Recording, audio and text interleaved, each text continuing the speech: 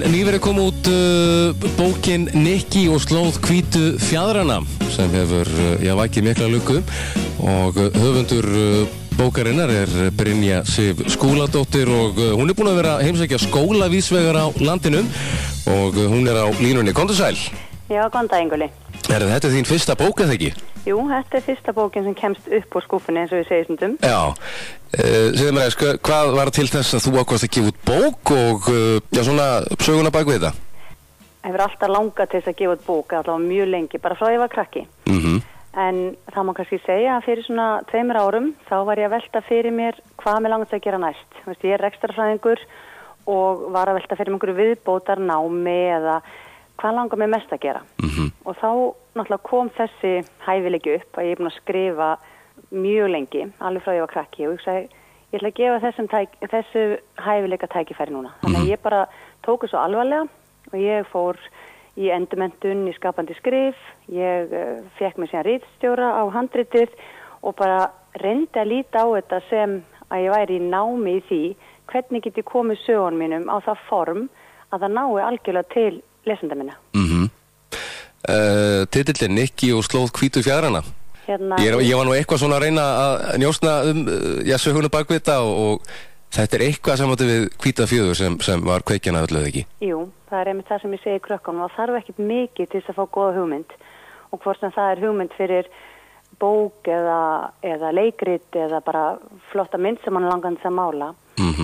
Ég var bara að gangi í Zürich og þá sé ég þar að miðri brú stendur maður með hvíta fjöður og það var bara kveikjan. Það var bara, þá fékk ég hugmyndina sögunni og svo náttúrulega skrifa ég þá hugmynd niður og nærði hana reglulega, settist niður og skrifaði meira. Þannig það þarf ekkit meira til þess að skrifa bók en að fá hugmynd fyrst. Það þarf náttúrulega fyrst hugmynd en svo þarf helling til þess að það verða orðin bók þannig að maður geti svona haldið á henni eins og ég get haldið á Nikki núna. Já, algjörlega.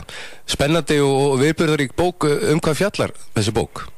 Hún fjallar að Nikki sem 11 ára mjög kraftmikil, skapmikil stelpa sem býr ásamt móður sinni í Reykjavík og sagan gerist þegar þær tvær fara saman til Zürich í Sviss og eyða sumrinu þar. Þar lendir Nikki mjög spennandi og erfiðum ævintýrum.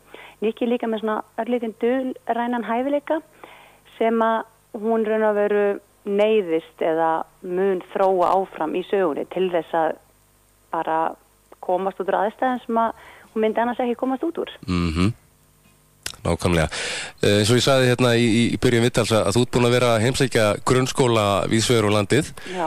Og þú ert einnig með eitthvað verkefni með þér, handa krökkunum. Já, það nefnilega rosalega gaman. Það var svona annað þegar ég var því ég náttúrulega alveg, þetta bara fyrsta bókin og ég hugsaði þegar ég var að velta fyrir mér að ég væri að fara og hitta svona mörg börn. Það langaði mig einhvern veginn að gera eitthvað meira. Mér langaði einhvern veginn að mæta þeim einhvers þar. Og þá hugsaði ég, hvað ef að þau eru búin að velta fyrir sér einmitt þessum spurningum sem að ég búin að hugsa svo oft bara hvað fjallar þitt ævintýri? Þú veist, hvar gerist það? Hver aðalpersonan? Þetta eru bara 7 spurningar en það alveg ofboðslega gaman hvað börnin og kennararnir taka vel í þetta verkefni og hvað þau mæta mér í ævintýrinu. Þú veist, einmitt að því að þau eru búin að velta þessu fyrir sér og hvað eru raun og veru með frábæra hugmyndir bara þegar maður gefur sér tíma til að spyrja þau út í þeirra ævintýri. Þessi bók kannski kemur því að stað hjá börnum að þau kannski búa til sitt eigið ævintýri. Já, ég ætla nú sannarlega að vona það og allavega íti bara í ímyndunaraflið því að það náttúrulega það sem að allavega flesta foreldra og kennara og þá sem að vilja börnum vel, við viljum náttúrulega að börn setjist niður og lesi því lestur náttúrulega afskaplega góður að svo mörgu leyti. Hann góður fyrir allt nám en hann líka svo góður fyrir ímyndunaraflið. Þannig að þú sest niður og þú lest setningar sem að virkilega einhver höfundur skrifaði og þó þessu einhverja teikningar í bókinni, þá það ekki það sama og myndirna sem að þú býr til í huganum. Þá ertu bara að æfa og þjálfa og nota þitt ímyndunarafl sem að ég trúi að gagnist þér í svo mörgu í lífinu. Alveg rétt. Boðskapur bókarinnar? Boðskapur? Góð spurning. Boðskapurinn, ef það er hægt að finna einhvern svona boðskap, þá hugsa ég að það sé örugglega að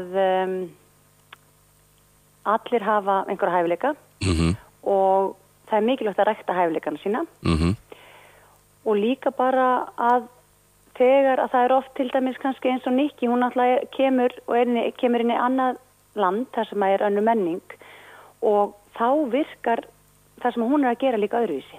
Já.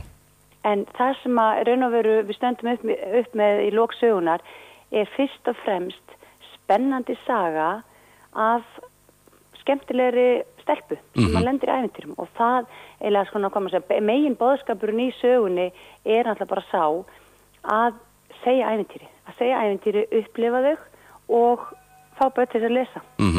Nákvæmlega. Hvernig hefur bókinni verið tekið? Henni hefur nú bara verið tekið mjög vel. Fyrstu vikuna fór hún með sölulista Eymundsson og það var náttúrulega bara frábært og í annari vikunni var hún ég var í 5. sæti við barnabækurnar, þannig ég er bara mjög þakklátt. Ég er alveg glæný í þessu og langar náttúrulega rosalega mikið til þess að börnum finnst bókin mér skemmtileg. Þau börn sem eru búin að lesa hana og ég hef heyrt í, þeim finnst hún mjög spennandi og hún leiður þau áfram og þau hafa sagt mér að hún sé skrifuð þannig að þau hafa auðvelt með að sjá myndirnar í huga sér og ef það er satt að þá er ég rosalega þakklátt. Það skiptir miklu máli. Þannig að þetta gæti verið byrjun á nýju ævintýri hjá þér? Já, ég vona það svo sannarlega því ég er miklu trúið því að ævintýrin séu alls staðar og krakkarnir spyrja mér nú mikið um það hvort að komi fleiri bækur Nikki og þau eru þá mjög ákveða að fá að vita hvað fjallar sú saga og svona og ég reyni að halda aftur á mér því að ég er náttúrulega ekki búin að klára að skrifa hana en ég stefna því að og er með hugmyndir allavega af 2 öðrum Nikki bókum. Glæsilegt. Þannig það væri algjörlega mitt ævintýri ef ég fengi að halda frá að skrifa. Þessi bók, hún er fyrir grunnskóla aldurinn eða? Já, hún er svona fyrir til þess að lesa sjálfur svona 9 til 12-13 ára, fyrir náttúrulega alltaf eftir lestragetu og maður getur alveg lesið hana fyrir yngri börn og ég veit að 8 ára miklu lestrahestar 8 ára hafa lesið hana en svona megin aldurinn er þetta 9 til 12-13 ára. Þetta er frábært. Eitthvað svona að lokum sem þú vilt koma á framfæri? Já, ég bara hvet alla til þess að velta fyrir sér hvað fjallar þeirra ævintýri og spyrja börnin sín að því hvað ævintýri þeirra fjalla. Og hvað er hægt að nálgast þessa bók? Eymundsson? Hún bara fæst í öllum bókabúðum, allavega í Eymundsson og Hagkaup og já, hún á bara að vera fáanleg og á mörgum bókasöfnum, ég veit hún er komin að mörg bókasöfn líka og líka mörg skólabókasöfn. Hvernig var móttakan í gær? Þú varst í Vallaskóla, 150 börnin þegar sem þú last fyrir? Jú, það var alveg æðislegt, ég verð nú bara að segja það var alveg sérstaklega gaman að koma á Selfoss og þessi börn voru í 4 hópum, þannig þetta var ósælega flottir og góðir hópar og þau voru búin að vinna verkefnið og þetta var bara alveg óbóðslega gaman að hitta þessa krakka. Þau voru með mikið ímyndunafl og þau voru mjög virk og hlustuðu vel og mér finnst þetta bara alveg einstaklega skemmtilegt og ég þakka þeim enn og aftur fyrir að hlusta á mig og fyrir frábærar móttökur sem ég fekk hjá kennurum og starfsfólki. Glæsilegt. Brynja Sif, bókahöfundur og þú ert markþjálfur líka þegar ekki? Jú, ég er líka markþjálfi. Já. Og rekstrarfræðingur? Já, ég er rekstrarfræðingur, er það í grunninn. Það eru góðu titlar sem þú berð. Herðu, takk fyrir spjallið Brynja og gangið bara allt í hæginn. Herðu, þakka þér kærlega fyrir þetta. Takk fyrir kærlega. Já, bless.